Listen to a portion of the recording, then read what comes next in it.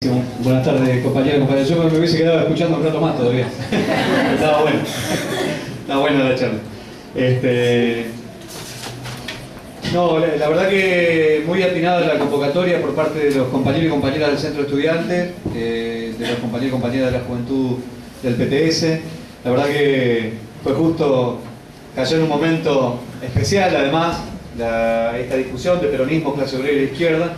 Y bueno, para no referirme, digamos, a ya parte de lo que han ilustrado los compañeros, tanto el compañero Gandolfo como Alejandro, en términos históricos quería ir retomando, porque me parece que hay mucha juventud acá y creo que muchos de ustedes por ahí les está tocando vivir una etapa histórica más que interesante, nueva, y a los elementos y a las descripciones que hacían los compañeros anteriormente respecto de la historia del movimiento obrero argentino, esto de que la clase obrera y la formación, el origen del movimiento obrero en Argentina no nació con el peronismo, que como muy bien lo decían ellos, sino que fue un movimiento obrero que nació bajo la égide, bajo la formación de una ideología anarquista, socialista después, del sindicalismo revolucionario después, comunista después, al calor de la Revolución Rusa y los fenómenos internacionales.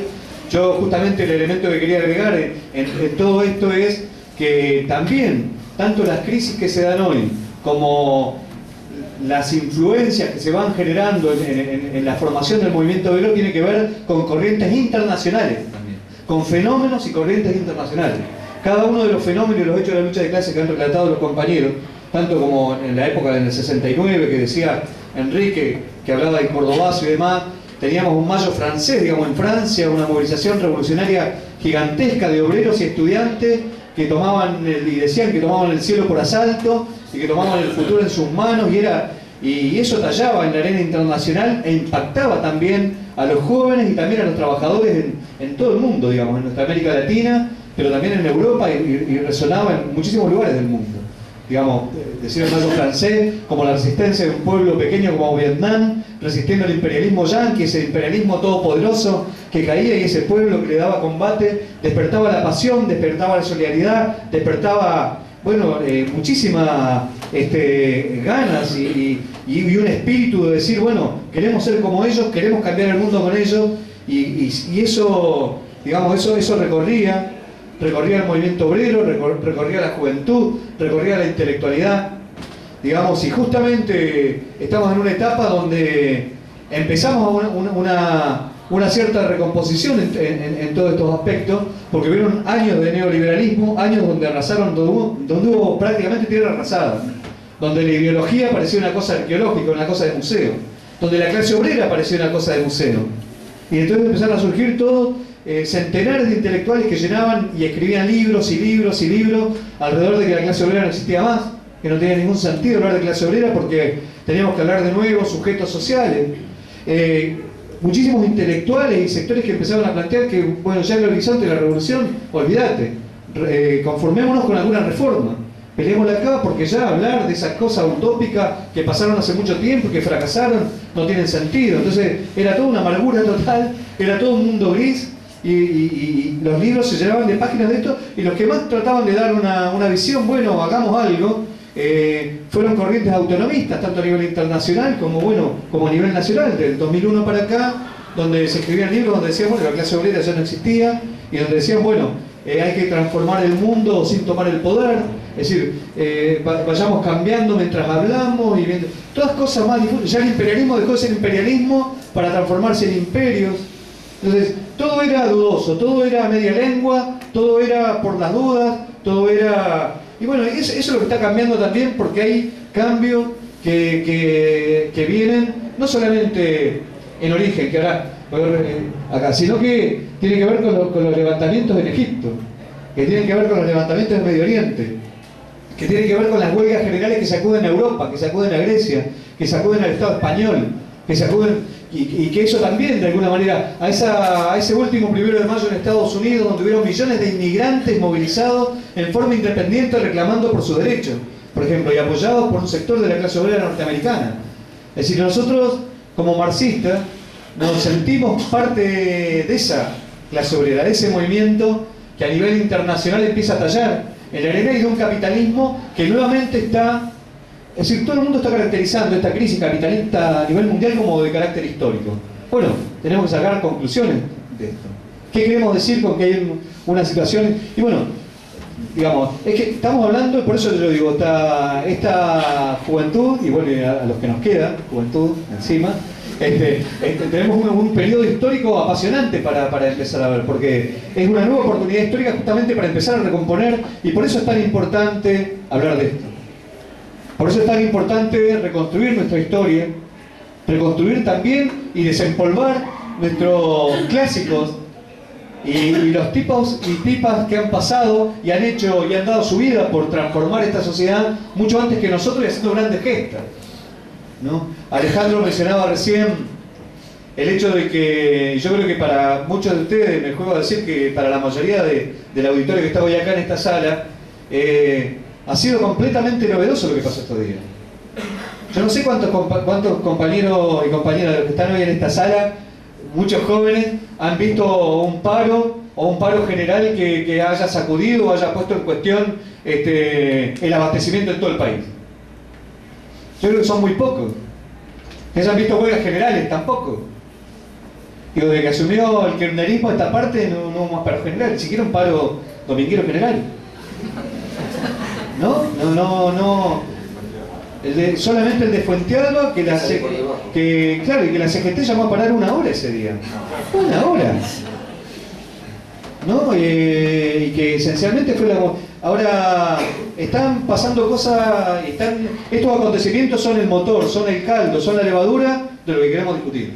Porque queremos justamente aprender aprender de nuestra tradición, aprender de nuestros errores y aprender de lo que, bueno, de lo que han sembrado miles de compañeros y compañeras en todo el mundo, pero también acá en Argentina. Bueno, yo quería partir con algunos trazos tal vez un poco desordenados de esto, porque me parece que es importante, porque es como que hay que empezar a reandar y a rehacer. Digamos, hay todo un relato que no es solamente el del kirchnerismo, sino el que también sembraron lo que estuvo de moda, que fueron las ideas del autonomismo, etcétera, etcétera. Digamos que en relación a que la clase obrera ya no podía ser el sujeto y bueno, ahora te hacen un paro 2 días, te quedás sin, y no sé de qué se disfrazan o qué nombre le ponen. Y eso que está dirigido por un burócrata como Moyano, que muy bien describieron los compañeros. Ahora, si eso es así, con un burócrata como Moyano, que además que en este paro el tipo se estaba jugando también una interna en la CGT y se está jugando una interna en el PJ. Ahora, ¿qué sería en manos del clasismo, en manos de organizaciones revolucionarias, sindicatos como el de camioneros, sindicatos como los de transporte y sindicatos con ese poder político? ¿Se entiende? Eso es una pequeña muestra, un botoncito de muestra de la potencialidad, de la centralidad que tiene la clase trabajadora, no solamente para hacer funcionar el país, sino para paralizarlo. Y el hecho de que hoy estén también, y podamos hablar desde Sanón, después de 10 años, y que estén los compañeros del frigorífico Paloni, y que estén los compañeros también del frigorífico de Villa Olga, aunque somos pequeños, nosotros, si se quiere, masivamente en cantidad y en implicancia política, tal vez no se... Pero sí tiene una profundidad enorme el hecho de que nosotros hayamos demostrado que no solamente podemos parar una fábrica y movilizarnos, sino que la podemos poner a funcionar nosotros mismos, bajo la dirección de los mismos trabajadores y ponerla a funcionar con otros intereses al servicio de la comunidad. Entonces yo creo que aunque son pequeños ejemplos, tiene una fortaleza enorme. Tiene una fortaleza enorme a la hora de darle a millones de compañeros, en medio de esta crisis capitalista que deja el tendal de desocupados, un horizonte también de clase. Una salida de clase, una salida revolucionaria de clase, una salida que atente contra lo más importante y lo más elemental que tiene el capitalismo, que es la propiedad privada. Entonces, por pequeños que sean esos ejemplos, tienen una profundidad tan grande, digamos, y esa fuerza viva, que está bueno como acervo y como conquista de estos últimos tiempos. Porque la recomposición del movimiento de hoy, charlábamos bastante antes de esta charla, nos encontramos con Alejandro, nos conocíamos, yo conocía sus publicaciones, él había leído, bueno, con Enrique también nos conocemos de años, de haber compartido intentos de coordinación nacional y demás, coordinaciones de la base, digamos, más allá de la burocracia sindical, tratando de coordinar. Pero hoy intercambiamos que dentro del movimiento obrero empieza a tener expresión, digamos, un nuevo resurgir del movimiento obrero como tal, que decir movimiento obrero no es decir clase obrera en general. Es decir, movimiento obrero, en términos políticos, en términos de una clase que se empieza a reconocer y que empieza a pensar que tiene que agruparse, que tiene que recuperar sus organizaciones. Y bueno, hay lo que nosotros denominamos un sindicalismo de base en la Argentina, que empieza a disputar esto que ellos decían también, que le disputan la línea de producción, que le disputan el lugar de trabajo, el poder a la patronal, pero que también empieza a disputarle el poder a la burocracia y que lo empieza a hacer también bajo el desprejuicio ya de que los trabajadores y trabajadoras tenemos que tomar nuestro destino político también en nuestras manos. Y esto es nuevo también. Esto es un retomar, es un punto y es un hilo de continuidad muy delgado, muy pequeño, que justamente vino a cerrar en la última etapa la dictadura militar, ¿no? Es decir, cortando una experiencia histórica de sectores clasistas, pero sobre todo de sectores que empezaban no era solamente la combatividad que muy bien relataron los compañeros, la de la ocupación, sino tener un horizonte revolucionario y tener un horizonte socialista. Es decir, el que no era socialista en los 70 era Pergil. El que hablaba de reformismo era, no sé, era como decirte, no sé, pero era un tipo que no tenía cerebro. Es decir, pensar que el capitalismo te podía dar solución, el debate estaba en otro punto. Y justamente lo más metódico y lo más profundo que hizo la dictadura militar fue quitarle el horizonte revolucionario a esas generaciones y durante generaciones posteriores llevarnos a combatir en la última trinchera. En la trinchera del sindicato, en la trinchera... Porque en última instancia, compañeros y compañeras, como decía Lenin y como decían varios después con él, la conciencia sindical, en última instancia, es conciencia burguesa. La conciencia sindical es la conciencia que agrupa al trabajador para disputarle al patrón su salario, parte de la plusvalía, parte de su ganancia, disputarle una condición de vida. Y nosotros queremos disputarle el poder político. Nosotros queremos una sociedad sin explotadores y sin explotados, y eso equivale a que tenemos que terminar con. Entonces, desde ese punto de vista, la lucha sindical es un estrecho marco de lucha.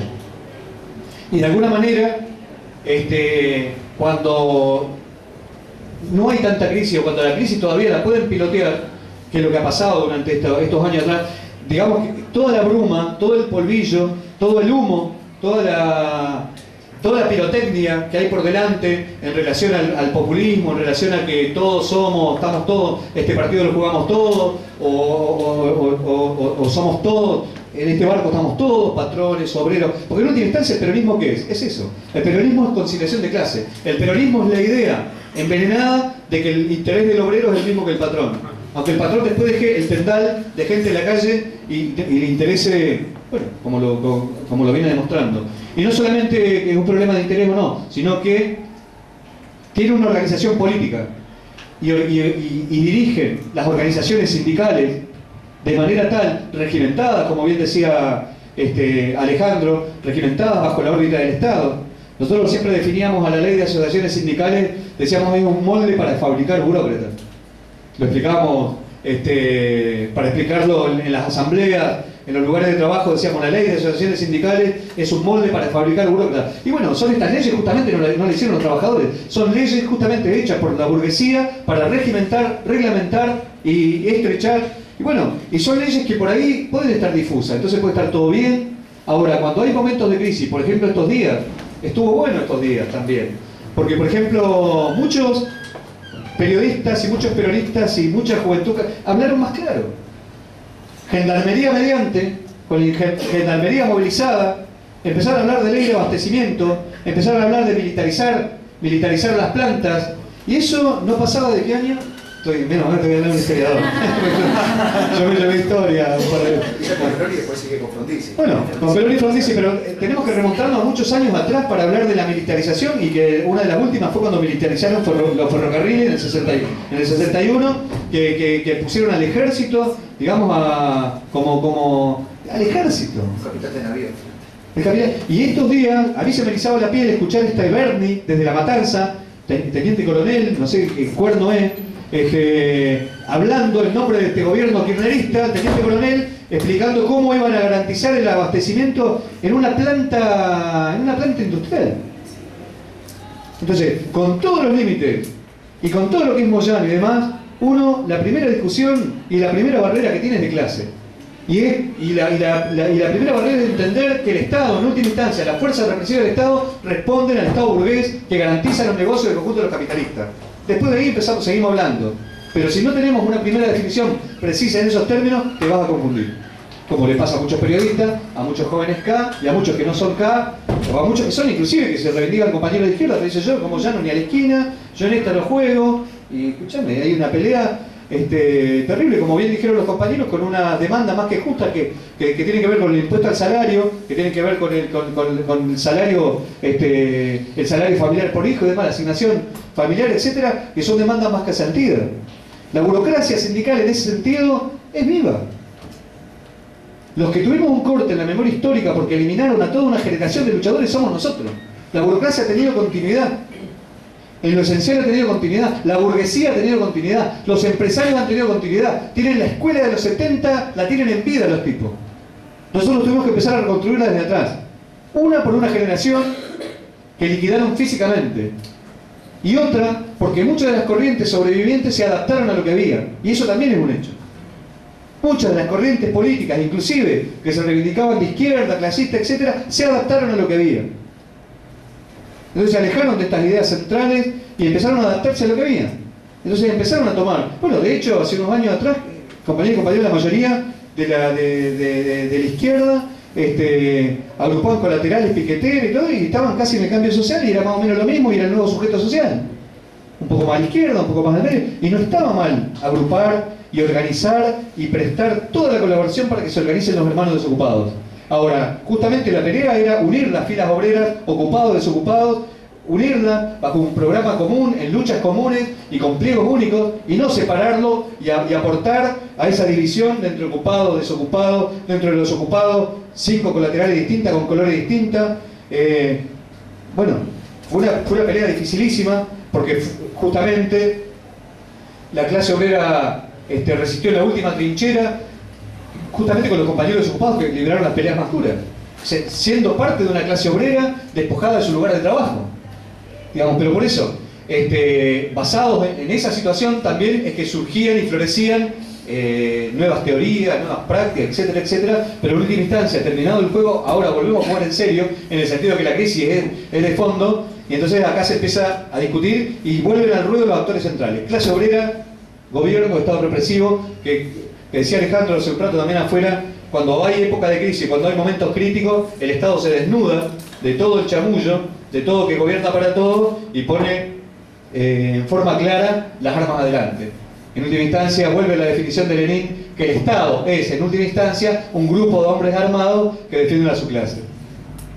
Es decir, cosas tan elementales como esas, que muchos se olvidan, y muchos prefieren olvidar, muchos prefieren no ver, quedan muy crudas en esto. Y para nosotros, justamente, si esto tiene un sentido, es que tenemos que discutirlo.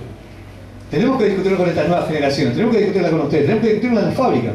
Nosotros justamente hace un par de semanas atrás estuvo otro compañero que, al igual que Alejandro Schneider, son parte de la asamblea de intelectuales que apoyan el Frente de Izquierda de los Trabajadores. Y estuvo en Neuquén, invitado porque lanzamos una escuela de político sindical en el sindicato ceramista de Neuquén para empezar a discutir el origen del movimiento obrero, por qué la teoría marxista es una teoría esencialmente obrera, es de la clase obrera, es orgánica, y no es como intentaron ubicar durante años, y sobre todo el peronismo, el que hizo el trabajo más fino, diciendo que eran ideas foráneas, ideas venidas del otro lado.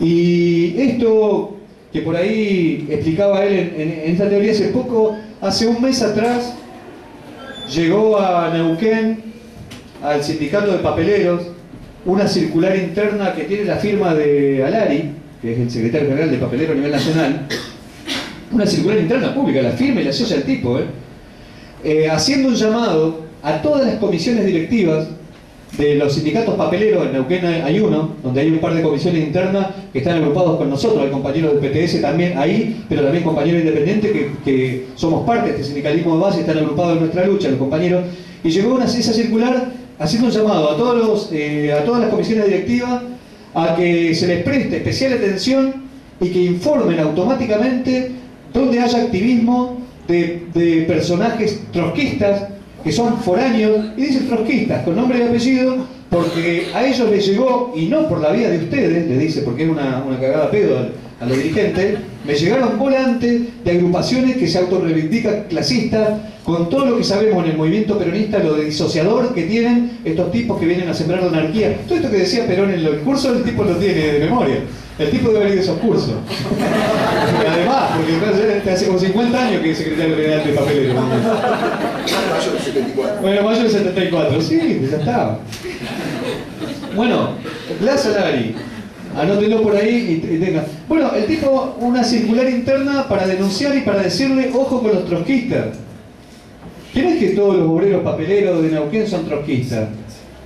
Ahora, es el germen, es el microbio. Es justamente la alternativa que se empieza a plantear como parte del sindicalismo de base, pero como parte de una corriente que empieza a disputar, y esto también es básico y es muy importante. Yo decía antes que el sindicalismo y la lucha sindical, aún la más combativa de todas, es absolutamente limitada. ¿Por qué? Justamente, y más en la Argentina, esto es hay una brecha y una tijera enorme entre la combatividad que ha desarrollado la clase obrera argentina, que ha dejado reguero de mártires en enormes luchas políticas que las termina capitalizando un sector burgués u otro. Y en este sentido, es mi discrepancia, o por lo menos un ángulo distinto al que plantea el compañero Gandolfo, alrededor de la figura de Tosco. Justamente Tosco, en cuanto a la lucha sindical, inclusive una lucha general, era un tipo honesto, un tipo que se la jugó, un tipo que estuvo preso un montón, es decir, honestidad, combatividad, un compañero democrático, que hacía asamblea de base. Ahora, se negó siempre a construir una herramienta política revolucionaria para el conjunto de la clase obrera, y es más, en Córdoba él decía, bueno, yo llamo a votar a mis compañeros que están en el Frejuli, en el Frente Justicialista de Liberación, es decir, la corriente que años más tarde iba a terminar desarrollando la AAA en su seno. Es decir, entonces en última instancia era un gran obstáculo también para ese avance del clasismo hasta el final, que venía siendo una experiencia revolucionaria con el peronismo y demás, y vos estar atado, y el Frente Único, que eso no te implica no hacer Frente Único, y no te implica no tener que golpear muchas veces juntos con corrientes que no tienen tu misma ideología. Inclusive nosotros decimos que el paro del miércoles, por ejemplo, que el paro de camioneros lo apoyamos, y que el paro del miércoles tenemos que salir con nuestras propias demandas también. Tenemos que utilizar esos canales que abre la burocracia, por peleas propias por arriba, para meter el reclamo del conjunto de los explotados. Entonces, en los 70 y hoy, nosotros mantenemos eso mismo, es decir, Frente Único ahora, con banderas propias, y empezando a generar desde hoy, desde antes, un horizonte político distinto, que es justamente la necesidad de que los trabajadores construyan su propia herramienta política, su propio horizonte político independiente de toda la patronal, de la burocracia y del Estado. Entonces, y es una tarea titánica. Y es la tarea que está, lamentablemente, hasta el día de hoy todavía muy restringida a pequeños núcleos a nivel nacional. Ahora, pequeños núcleos que vienen avanzando. Por eso, nosotros, ustedes saben, ahora el 8 de julio, desde el Partido de Trabajadores Socialistas, estamos convocando una conferencia nacional donde queremos poner toda esta pelea que venimos dando, inclusive con compañeros en agrupaciones y demás, levantar una tribuna en el estadio cubierto de Ferro para levantar una alternativa política para el conjunto de los trabajadores, contra la burocracia sindical, pero también contra toda variante patronal. Hoy tenemos una clase obrera, un movimiento obrero atomizado, compañeros y compañeras, en 2 CGT, que van a ser 3, en 2 CTA. Es decir, hay una atomización enorme. En las cúpulas de estas centrales sindicales obedecen a internas partidarias también. Los mismos que nos dicen a nosotros que no se tiene que hacer política son los que dividen en base a sus internas partidarias a nuestras centrales sindicales. Porque nadie puede negar hoy que las divisiones de la CGT tienen que ver con internas del PJ, del Partido Justicialista, además de intereses propios. Nadie puede tampoco dejar de ver que inclusive las divisiones en la CTA también tienen términos políticos. Tanto el de Micheli como el de Yasky. Yasky como tipo pro gobierno, medio kirchnerista. Y fue eso lo que dividió tajantemente a los trabajadores, y no porque un trabajador de la CTA de un lado o del otro tenga intereses contrapuestos. Están divididos. Y por el otro lado, de Micheli, también simpatizante del Frente Amplio, el de Wiener. Entonces, nosotros, desde la base, si no desde el primer día, desde lo más elemental hasta la lucha más grande, si no traccionamos y no levantamos un horizonte hasta el final de alternativa, vos podés pelear, ser el más combativo de todo, pero esa capitalización nuevamente va a otra frustración. Desde ese punto de vista me parece muy importante. La constitución del Frente de Izquierda de los Trabajadores, porque fue una pelea también bastante dura el hecho de construirla, es una pelea sostenerla y es una pelea profundizarla, a que este frente electoral en el que hemos conquistado puntos importantes, compañeros y compañeras. Por ejemplo, la banca que conquistamos en Neuquén. El hecho de que nosotros desde Sanón hayamos accedido a tener una banca parlamentaria en la legislatura neuquina, donde vayamos a laburar con la camisa de Grafa, que esté ahora Alejandro López, que entró el día de diciembre, y que sea un canal y una brecha por donde estemos haciendo colar y hacer resonar dentro de esa cueva de bandidos la voz y la lucha del conjunto de los trabajadores. Y está bueno, compañero. Es decir, pero no como una cuestión general. Por ejemplo, el gobierno del MPN dijo que esta era una legislatura muy heterogénea, que había muchas fuerzas, que reivindicaba que ahora hasta la izquierda clasista tuviera una banca, entonces iba a empezar con una ley de educación para todos juntos, etcétera, etcétera. En la legislatura neuquina también entró que es secretario general de la CGT, Rodríguez. Entró quien había sido secretario general de la CTA Neuquén, Raúl Dos Brusín. Hay tipos de la CTA, hay tipos de la CGT. Ahora, cuando el gobierno arranca, la única banca que se plantó, por ejemplo, contra la ley provincial de educación, fue la banca del Frente de Izquierda de los Trabajadores. Ahora, no se plantó solo como diputado, sino con la metodología de trabajo que tenemos nosotros, que es convocando a todas las seccionales docentes a discutir esa ley y qué posición llevar el diputado con el mandato de todas las seccionales que están luchando en defensa de la educación pública. Y estuvo espectacular en Neuquén porque fueron más de 10 seccionales docentes de todo el interior, más la de Capital, 10 seccionales docentes que se agruparon alrededor de la banca y dijeron: estamos dispuestos a pelear esta ley juntos. Y entonces el diputado es la voz de esa lucha en las calles, y eso es lo que dice Alejandro siempre, que repite que la fuerza de la banca está en la calle y está en la movilización, pero justamente ha permitido organizarse y se ha hecho una recorrida por el interior de la provincia de Neuquén, en Cutralcó, en Zapala, en Andacollo, en Centenario, donde centenares de compañeros y compañeras docentes, estudiantes, padres y todo, se están reuniendo y largando medidas de lucha para enfrentar esta ley provincial de educación. ¿Se entiende? Entonces, ¿cómo, tanto en los sindicatos como en una banca parlamentaria, cómo uno trabaja con un horizonte hasta el final que tiene que ver con la organización para la lucha y la organización política de todo lo que estamos disputando en cada lucha? Porque si no, las luchas que damos en un terreno, lo que te dan en una mano te lo sacan al otro día con la otra.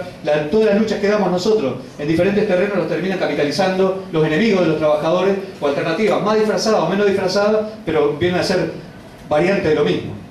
Y hoy lo que está en crisis, compañeros y compañeras, es el capitalismo. Entonces, hoy más que nunca, estas banderas son las que tienen que empezar a nosotros desde el inicio empezar a levantarla. Porque no es una discusión solo argentina, no es solo es una discusión que recorre el mundo. Es decir, uno vibra y uno puede mirar.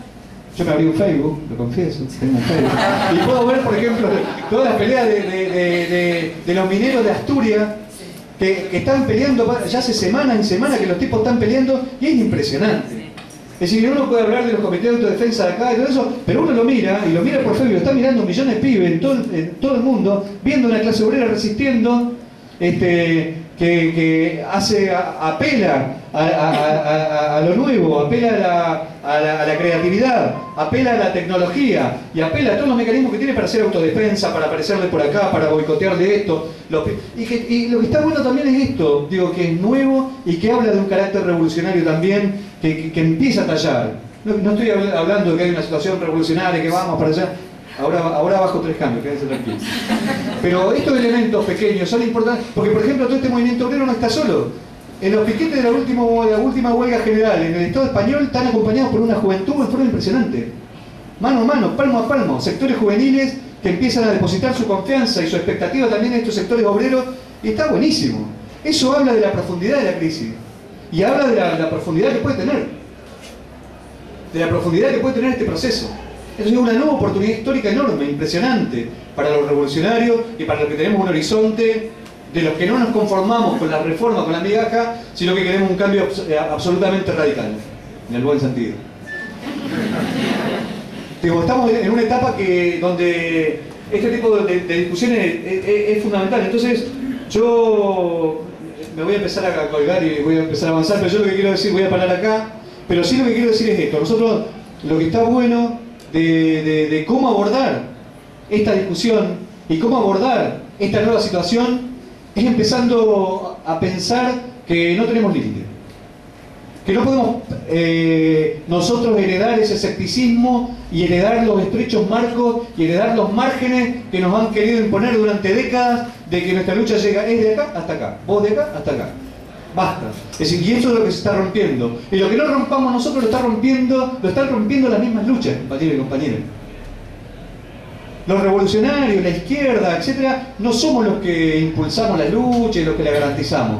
Olvídense, cuando empiecen las luchas nos van a pasar por arriba, van a ser como la del otro día multiplicado por 50. Ahora, ¿para qué hacemos falta nosotros? Para tener una alternativa. Para tener estudiado justamente cómo son los procesos históricos, para poder presentar una alternativa política ante crisis tan profundas que no somos nosotros los que vamos a ir bradando uno por uno, y mañana una huelga, mañana dos, hoy vamos a hacer 10, pasado 100. No es así, no son así los procesos históricos. Las revoluciones no las hacen las organizaciones, las hace la vanguardia, las hace el pueblo, las hacen las masas. Ahora, las organizaciones revolucionarias son fundamentales para ganar. Fundamentales para ganar. Y no es porque tengan es porque justamente los partidos intentamos aprender humildemente de las décadas y toda la tradición que tiene una clase obrera que ha hecho cosas históricas impresionantes. No simplemente una huelga, no simplemente un cambio, no solamente una lucha sindical. Entonces, queremos justamente, libre de prejuicios, ponernos en el horizonte y ir por todo.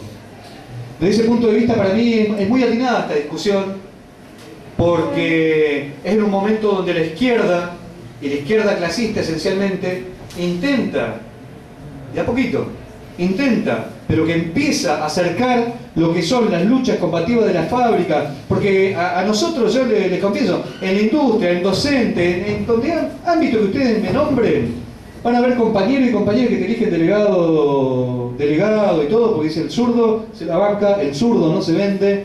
Ahora, el zurdo está ahí, es decir, casi un criterio utilitario. Pero después afuera vota K, vota esto, ¿se entiende? Es decir, nosotros tenemos que empezar a poner la contradicción desde el bar. Si nos eligen es para cambiar todo. Si empezamos a construir, entonces empezar a dar la pelea desde hoy. Y no nosotros encorsetar y separar la lucha sindical de la lucha política, la lucha parlamentaria, de la lucha sindical, etcétera, etcétera, etcétera. La lucha es una sola. Digamos, la lucha por la revolución obrera y socialista, a mi entender. Y en última instancia es la lucha por la liberación contra un sistema que explota, que oprime. Entonces, en ese sentido es la amplitud también. Nosotros hablamos de que tenemos que recuperar los sindicatos y las comisiones internas para ir a la clase obrera. Porque los sindicatos en última instancia agrupan un pequeño sector, bien lo decía Enrique hace un rato. Inclusive el paro que va a venir la semana que viene, ni siquiera es un paro general, ni siquiera una huelga general, ni siquiera un paro general. Es un paro que largó Moyano de camionero y está diciendo los que quieren adherir. Miren el cuidado que tiene, pero tiene un cagazo bárbaro. Porque esto empezó a discutirse, ya les cuento, esto empezó a discutirse, por ejemplo, en Terrabusi. En Terrabusi nos cuentan los compañeros, estaba hablando con compañeros delegados de Terrabusi, que también son parte de nuestra corriente, y nos dicen, mirá, ya hubo una asamblea en el turno noche donde se votó parar y movilizarnos el miércoles 27 y tomar la demanda de todos, y tomar las demandas nuestras. Ojo, porque justamente, aunque sea el paro burocrático, llamado por TN y llamado por el mismo Moyano, lo que va a liberar son las fuerzas de muchos compañeros que tienen una opresión todos los días en la fábrica, por el supervisor, por la burocracia, por la policía, por la patronal, que ven una brecha donde salir y mostrarse como clase. Y eso no se lo podemos dejar en manos de Moyano. Eso no se lo podemos dejar en manos de Moyano. Entonces, y tampoco salir en forma acrítica y en forma alegre. Por eso, y en eso creo que coincidíamos a los tres en el panel, que hay que salir con el conjunto de las demandas, para hablar por los que no tienen voz, por los precarizados. Porque miren si se peleara así contra la precarización, miren si se peleara de esta manera por aumento salarial para todos, miren si se peleara así por cada una de las demandas. Bueno, sería una clase obrera en otras circunstancias, pero bueno, yo creo que como muestra vale un botón, el botón de Moyano, y que tenemos que nosotros justamente tomarla para hacer una experiencia final, pero pensando cuál es el horizonte y hacia dónde queremos ir. Si vamos a jugar lo que hemos dicho muchas veces, si vamos a jugar el cuero, nuestra energía, nuestra militancia, que sea por las grandes causas. Bueno, eso no.